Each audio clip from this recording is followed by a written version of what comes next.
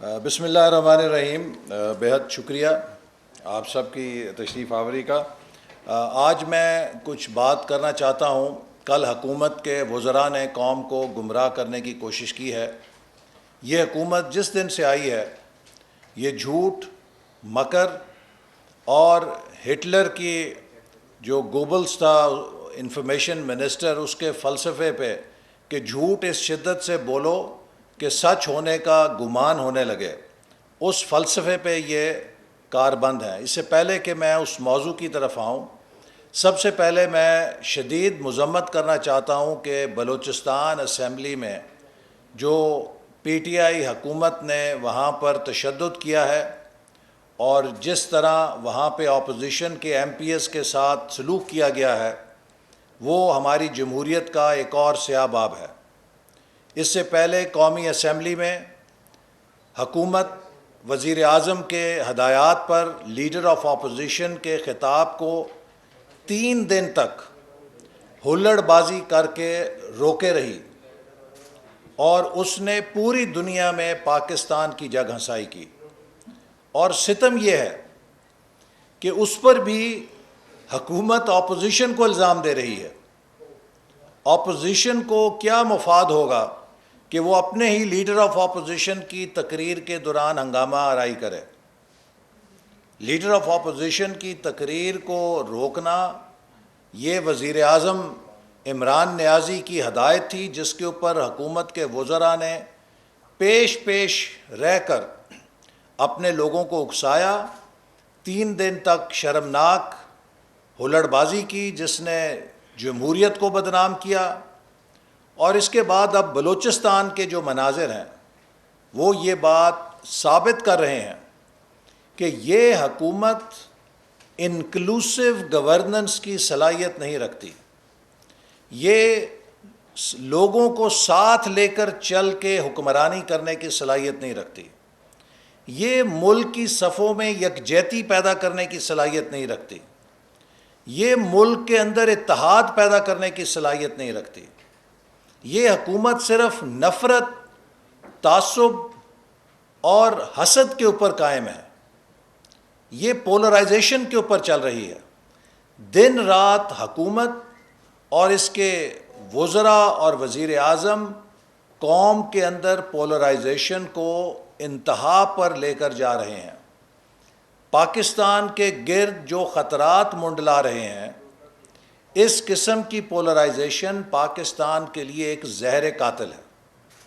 نہ صرف یہ کہ یہ حکومت پولرائزیشن کر رہی ہے اور کسی قسم کی یکجہتی پیدا کرنے میں ناکام ہے، یہ حکومت نالائکی میں بھی پی ایچ ڈی کیے ہوئے ہے، اور ہر روز اس کی نالائکی کا ایک نیا شاخسانہ قوم کے سامنے آتا ہے۔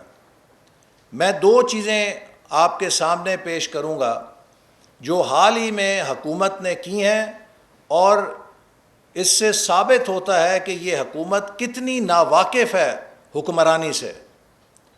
سب سے پہلی، حکومت نے بلڈوز کیا قومی اسمبلی سے الیکٹورل لاز کو، اور اب یہ پتہ چلا ہے کہ انتخابی قوانین کو حکومت تبدیل کرنے جا رہی تھی، اور اس نے جو اس میں سب سے پرنسپل سٹیک ہولڈر، آئینی سٹیک ہولڈر، پاکستان کے آئین کی شق 219 جو ہے، وہ الیکشن کمیشن کو ایک آئینی دائرہ اختیار دیتی ہے۔ وہ ہمارا ادارہ ہے کہ جس کو آئین نے یہ کردار سونپا ہے کہ وہ آزاد منصفانہ الیکشن کرائے، تو اس الیکشن کمیشن سے بھی کنسلٹیشن نہیں کی گئی، اور ایک دھاندلی کا پیکج بنا کر حکومت نے الیکشن چرانے کے لیے اپنے پاس الیکشن کمیشن کے اختیارات منتقل کیے تاکہ وہ اگلے الیکشن کو چرا سکیں۔ ان کی یہ چوری پکڑی گئی، اس پر اپوزیشن نے بھی احتجاج کیا، اور الیکشن کمیشن نے بھی اسے آئین کے خلاف قرار دے دیا ہے۔ اب آپ یہ دیکھیے کہ اگر ایک حکومت انتخابی قوانین کو ترمیم کر رہی ہے، اپوزیشن تو کجا وہ الیکشن کمیشن آف پاکستان سے بھی مشاورت نہیں کرتی اور اپنے ایجنڈے کو یک طرفہ طور پہ بلڈوز کر کے نافذ کرنا چاہتی ہے، یہ ایک نہایت خطرناک مثال ہے، کیونکہ اگر یہ مان لی جائے تو کل کو ہر حکومت اپنے مرضی کے انتخابی قوانین بنائے گی اور اس سے الیکشن چرانے کی کوشش کرے گی۔ تو اگر آپ حکومت کے انتخابی پیکج کو دیکھیں، میں صرف 2 چیزیں آپ کو پیش کروں گا۔ آئین کا جو آرٹیکل 51 سب سیکشن 5 ہے، آرٹیکل 51(5), وہ یہ کہتا ہے کہ the seats in the National Assembly shall be allocated to each province and federal capital on the basis of population in accordance with the last preceding census officially published۔ Article 51 sub Claus 5 کہہ رہی ہے کہ جو انتخابی حلقے بنائے جائیں گے اور جو انتخابی حلقوں کی تقسیم ہوگی صوبوں کے درمیان، وہ پاپولیشن آبادی کی بنیاد پر ہوگی۔ حکومت نے ایک بلڈوز قانون کر کے اسے ووٹر رجسٹریشن پہ تبدیل کرنے کی کوشش کی ہے، جس کا مطلب کیا ہے کہ وہ پسماندہ علاقے جہاں پہ ووٹر رجسٹریشن کم ہے ان کی نشستیں کم کر دی جائیں۔ اب یہ آئین کے ساتھ کھلواڑا ہے، یہ آپ آئین کے ساتھ ٹیمپر کر رہے ہیں، پاکستان کے وفاق کی بنیاد کو چھیڑ رہے ہیں۔ جو چھوٹے صوبے ہیں وہ اس سے ڈس انفرنچائز ہوں گے۔ آپ کیسے کر سکتے ہیں؟ ایک ہائی لاء کا جو LLB جس اسٹوڈنٹ نے ابھی پاس نہیں کی ہے، اسے بھی آپ پوچھیں، وہ یہ کہہ دے گا کہ آئین کے اندر کسی بل کے ذریعے ترمیم نہیں کی جا سکتی، آئین میں ترمیم کرنے کا طریقہ کانسٹیٹیوشنل امینڈمنٹ ہے۔ وہ کانسٹیٹیوشنل امینڈمنٹ بل ہے، 2/3 اکثریت سے ہی آپ آئین میں کوئی ترمیم کر سکتے ہیں۔ آپ کیسے یہ کر سکتے ہیں؟ یعنی کہ اس سے آپ دیکھیے کتنے نالائق بیٹھے ہیں وہاں پر کہ جنہیں یہ نہیں پتا، کہ جنہوں نے آئین تک نہیں پڑھا ہوا، اور وہ ڈاکٹر صاحب جو جن کی ڈاکٹریٹ کی ڈگری پہلے ہی جعلی قرار دی جا چکی ہے، یہی اس کے نتیجے ہیں کہ آپ آئین کے ساتھ کھلواڑ کر رہے ہیں اور آپ کو پتہ ہی نہیں کہ آئین میں کیا لکھا ہوا ہے، اور آپ ایک بوگس قانون سازی کر رہے ہیں۔ پھر اسی طرح اسی کے اندر انہوں نے ایک شک یہ رکھی کہ جو ووٹر لسٹ ہے وہ الیکشن کمیشن سے لے کے اس کا دائرہ اختیار نادرا کو دے دیا جائے گا۔ تو جو آئین کی شک 219A ہے، 219A، وہ کہتی ہے the commission shall be charged with the duty of preparing electoral rolls for elections to the National Assembly, provincial assemblies and local governments, and revising such rolls periodically to keep them up to date۔ یہ جو business of preparing electoral rolls and revising electoral roll ہے، یہ article 219 Claus A کے تحت آئین Pakistan election commission کو دیتا ہے یہ اختیار۔ آپ اس کو کیسے ایک بوگس قانون کے ذریعے الیکشن کمیشن جس کا ایک آئینی کردار ہے آزاد منصفانہ الیکشن کرانے کا، اس سے لے کر حکومت کے اندر جو ایک محکمہ نادرا کا ہے اسے دے رہے ہیں، تاکہ کل کو کوئی حکومت اپنی مرضی کی ووٹر لسٹیں بنائے اور اپنے مرضی کے الیکشن کرائے، جس کا چاہے نام نکال دے، جس کا چاہے نام ڈال دے، جس کا چاہے ووٹ اٹھا کے ادھر سے ادھر پھینک دے، جس کا چاہے ادھر سے ادھر پھینک دے، اور وہ اپنے من مرضی کے نتائج نکالے۔ یہ آپ کیسے کر سکتے ہیں؟ یہ ایک اسکول کا بچہ بھی یہ کام نہیں کر سکتا، لیکن آپ دیکھیے کس ڈٹائی کے ساتھ ڈیفینڈ کر رہے ہیں اپنے اس قانون کو، کہ جو انہوں نے بوگس قانون بنایا جس سے آئین کی شکوں کو یہ سمپل لیجسلیشن کے ذریعے تبدیل کرنے کی کوشش کر رہے ہیں۔ ہو نہیں سکتا۔ اور اب اپوزیشن نے تو کہا، الیکشن کمیشن نے جب اس بے قاعدگی کی نشاندہی کی تو اس پہ بھی انہیں تکلیف ہے کہ جی ہماری چوری کیوں پکڑ لی۔ بھئی الیکشن کمیشن کا یہ مینڈیٹ ہے کہ وہ اپنے آئینی اختیار کو پروٹیکٹ اور ڈیفینڈ کرے۔ تو اسی طرح جو بجٹ ہے بجٹ کے اندر جو انہوں نے تبدیلیاں لائیں، اب ایک ایف بی آر کی کمیٹی بنا دی ہے کہ جی جو بجٹ تجاویز میں اناملیز ہیں ان کو وہ کمیٹی دور کرے گی. تو اس کا مطلب یہ ہوا کہ آپ نے ایف بی آر سے مشورہ کیے بغیر ہی بجٹ بنا کے پیش کر دیا.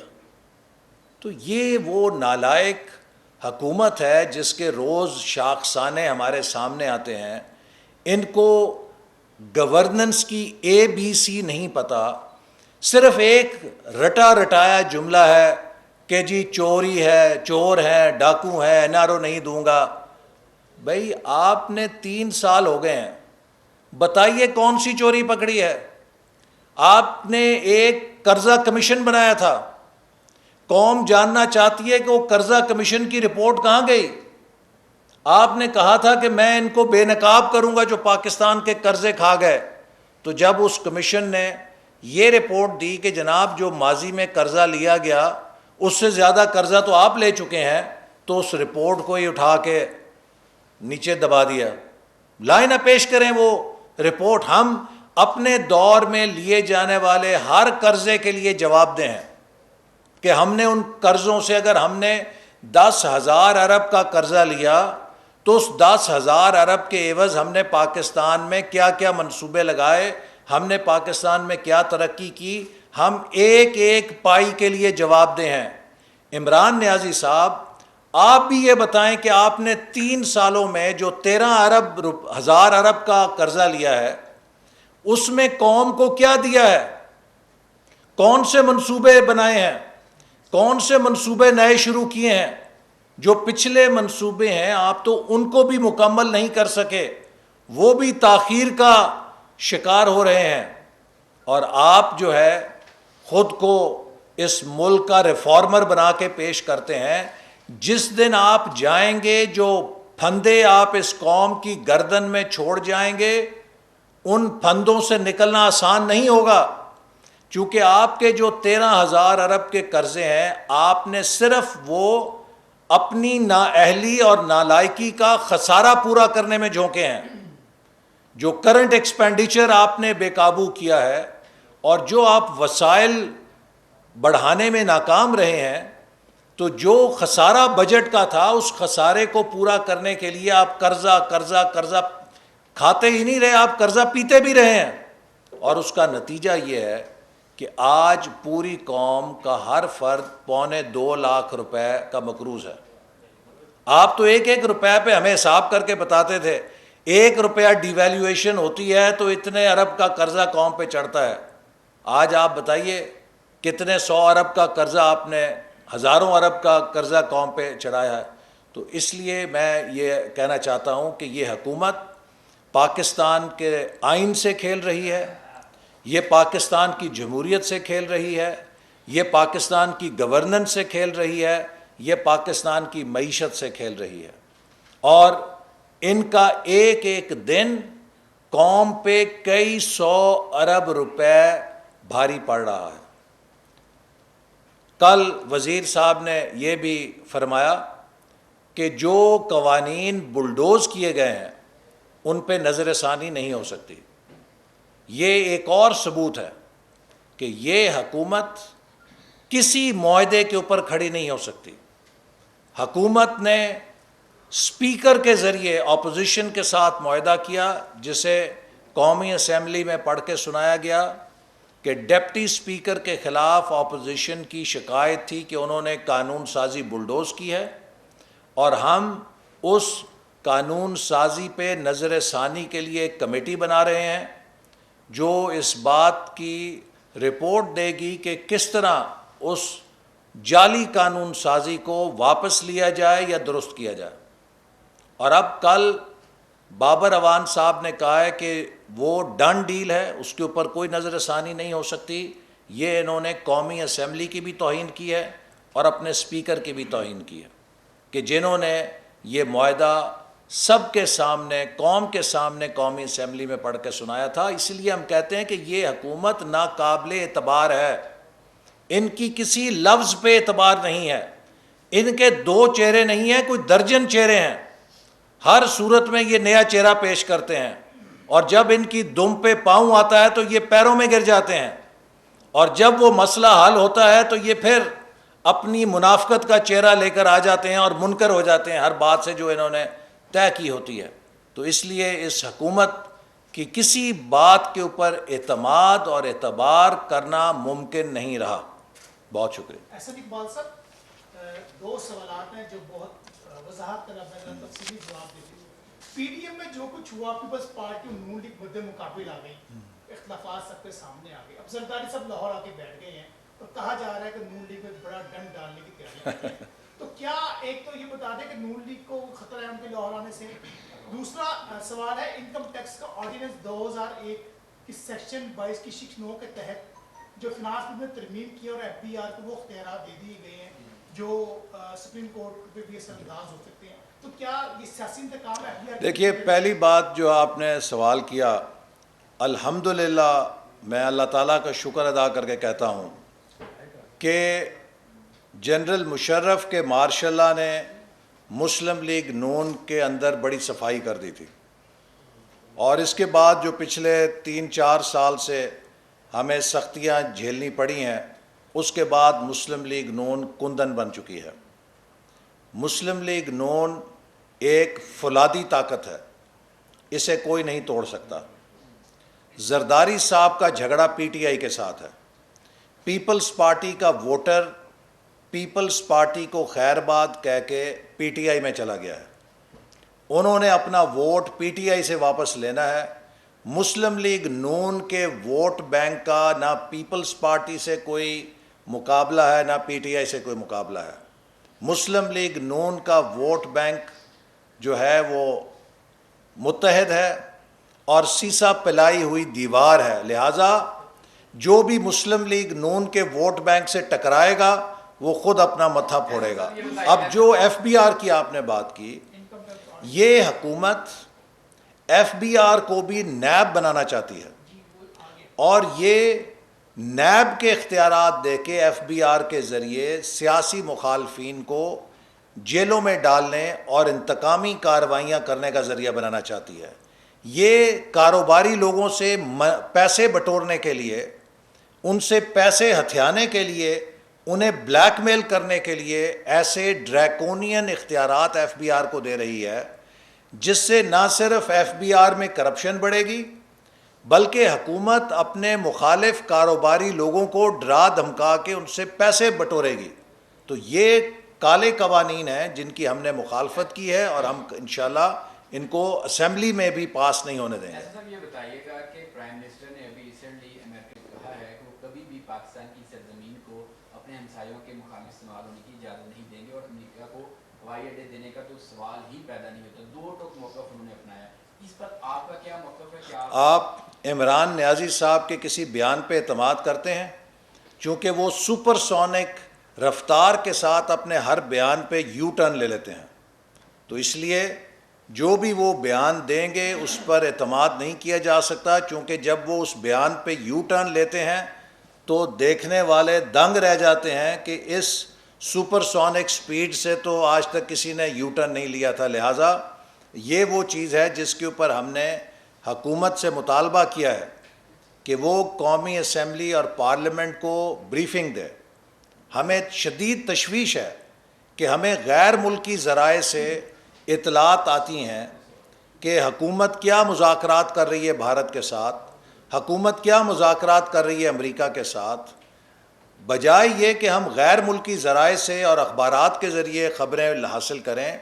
حکومت کا فرض ہے کہ فوری طور پہ پارلیمنٹ کا ان کیمرہ سیشن بلائے اور پارلیمنٹ کو باخبر کیا جائے کہ حکومت اس وقت ملک کے جو کلیدی مفادات ہیں ان کے حوالے سے کیا پالیسی اپنا رہی ہے۔ تو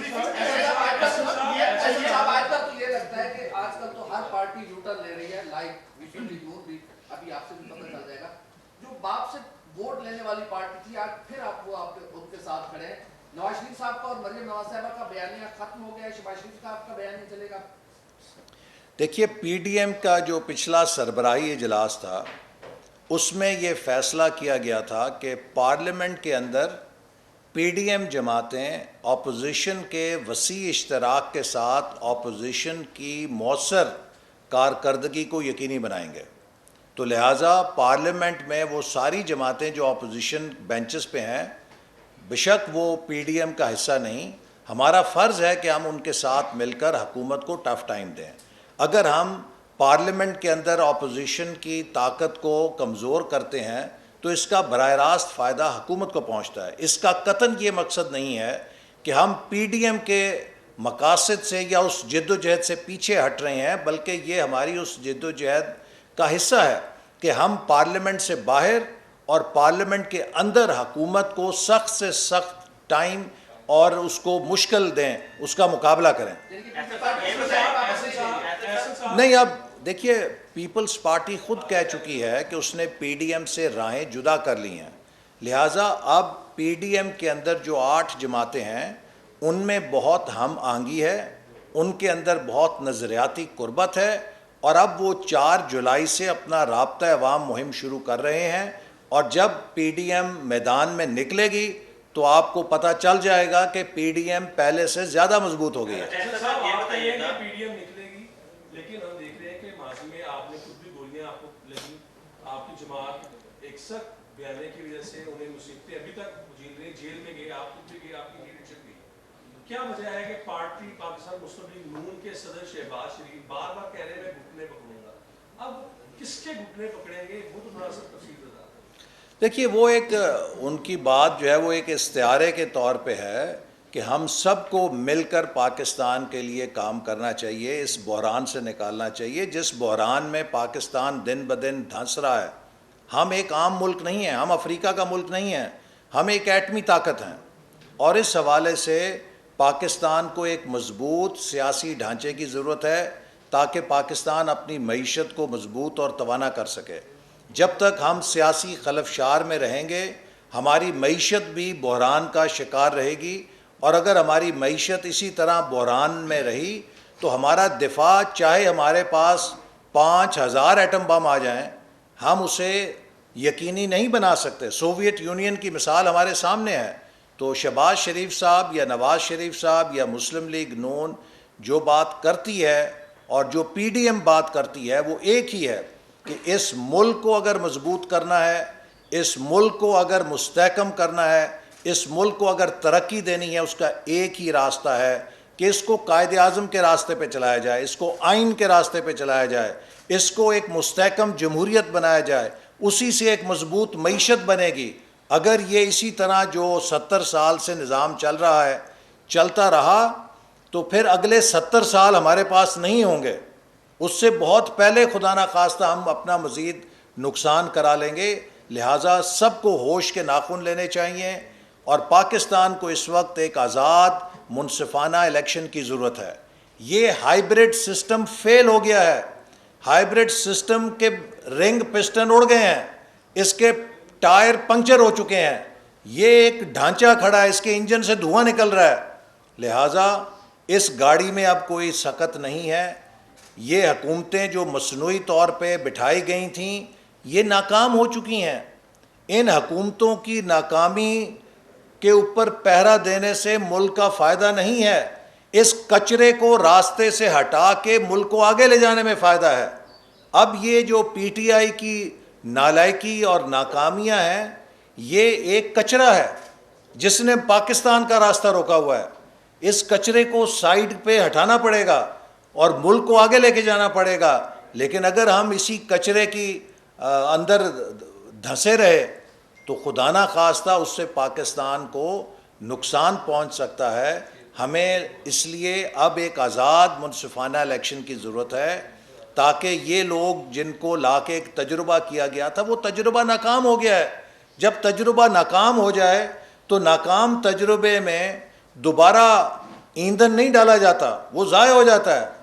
ناکام تجربے کے بعد یا فیل تجربے کے بعد اس کو باہر پھینک کے، کچرے میں پھینک کے ملک کو نئی بنیاد پہ کھڑا کیا جاتا ہے، اور وہ نئی بنیاد آئین پاکستان ہے، اسی پہ چلنا چاہیے. آپ یہ بتائیے گا کہ آپ ایک پڑھے لکھے بڑے مہذب انسان ہیں، اگر ایک نون لیگ کا ایم این اے یہ کہتا ہے کہ پنجاب کی جو ہے پنجاب کا کلچر ہے گالی دے، اس پہ تھوڑا سا فوکس کیجیے گا نہیں۔ کہ کیا آپ اس سے کس حد تک متفق ہیں اور کیا نون لیگ اس سے کوئی معذرت خواہ ہے, اس سے پنجاب کی کس حد تک بدنامی ہوئی؟ ذرا تفصیل سے دیکھیے میں کوئی انہیں شوکاس کیا ہے. دیکھیے یہ جو ان کا تربیت کر رہے ہیں. مسئلہ یہ ہے کہ جو کلپ ہے نا وہ کاٹ کے آؤٹ آف کانٹیکسٹ چلایا جاتا ہے. میں یہ بات واضح کروں کہ پنجاب کے لوگ بہت مہذب لوگ ہیں, پنجاب کے لوگ شائستہ لوگ ہیں. گالی ہمارا کلچر کا حصہ نہیں ہے. ہمارے کلچر کا حصہ شائستگی ہے, میزبانی ہے اور روایات ہیں. جو بات ہمارے ایک ایم این اے نے کی وہ آؤٹ آف کانٹیکسٹ میڈیا کے اندر آئی, اور میرا خیال ہے ان کا قطعاً یہ مقصد نہیں تھا کہ وہ کوئی جنرل بات پنجاب کے حوالے سے کریں. اچھا یہ بتائیے گا کہ اب پی ڈی ایم ہے کہ وہی پارلیمنٹ کی حد تک محدود رہ کے ٹف ٹائم دے گی گورنمنٹ کو, یا پھر لانگ مارچ اور دھرنے؟ دیکھیے پی ڈی ایم اپنی عوامی رابطہ مہم 4 جولائی سے شروع کر رہی ہے, اور ہم پارلیمنٹ کے اندر بھی اور پارلیمنٹ کے باہر بھی اس حکومت کے اوپر دباؤ بڑھائیں گے. اور یہ حکومت جو اب سسک رہی ہے اس میں زیادہ دم خم نہیں ہے. یہ سوشل میڈیا کے ٹرینڈ بنا کے لوگوں کو نہیں بتا سکتی کہ معیشت جنت بن گئی ہے. 5 ارب روپے کی کیمپین چلائی گئی ہے جس میں اطلاعات ہیں کہ انہوں نے ہائر کی ہیں مختلف کمپنیاں کہ جن کو کہا ہے کہ لوگوں کے اندر ایک پبلسٹی کرو, سوشل میڈیا پہ ٹرینڈ بناؤ کہ معیشت بحال ہو گئی. آپ مجھے بتائیے کہ کسی مزدور سے, کسی کسان سے, کسی پینشنر سے, کسی تنخواہ دار بندے سے آپ جا کے پوچھئے کہ آپ کی معیشت بہتر ہوئی ہے کہ یا بدتر ہوئی ہے, وہ آپ کو کہے گا کہ وہ 2 وقت کی روٹی بچوں کو کھلانے سے عاجز ہے. یہ حکومت ناکام ہو چکی ہے, مہنگائی بے قابو ہے, اور جو اس نے بجٹ پیش کیا ہے اس کے ابھی پاس ہونے سے پہلے ہی چیزیں مہنگی ہونی شروع ہو گئی ہیں. اور آپ دیکھیں گے کہ اس سال مہنگائی کی نئی سونامی آئے گی, چونکہ یہ حکومت بجلی اور پٹرول کے ذریعے نئے ٹیکس لے گی, انڈائریکٹ ٹیکس لگائے گی, اور جب بجلی اور پٹرول مہنگا ہوگا تو اس سے مہنگائی کا سونامی پاکستان کے اندر ٹوٹے گا ایک. تو لہٰذا یہ اب ناکام ہو چکے ہیں. یہ جتنا دن رہیں گے اتنے دن قوم کو یہ تباہ اور برباد کرتے رہیں گے. میں بار بار وہی مثال دیتا ہوں کہ ایک لاش جو ہے وہ جتنی دیر پڑی رہے گی وہ تعفن پھیلائے گی. اب اس کو دفن کرنے میں ہی ملک کی بہتری اور عافیت ہے. بہت شکریہ. صاحب یہ بتائیے گا کہ آپ جس متحدہ پوزیشن کی بات کر رہے ہیں پارلیمنٹ کے اندر متحدہ پوزیشن, تو پچھلے کئی روز سے بلاول بھٹو یہ کہتے رہے ہیں کہ رائیوڈ کے وزیر اعظم کو ریلیف دیتے رہی ہے یہ حکومت, وہ باہر چلے گئے ہیں, تو آپ بلاول بھٹو کیوں تنقید کر رہے ہیں اگر یہی دیکھیے وہ جو رائیونڈ کے وزیر اعظم کو ریلیف دیا گیا ہے وہ بلاول بھٹو صاحب کے مطالبے پہ ہی ملا تھا, چونکہ انہوں نے مطالبہ کیا تھا کہ میاں صاحب کو علاج کے لیے باہر جانے دینا چاہیے.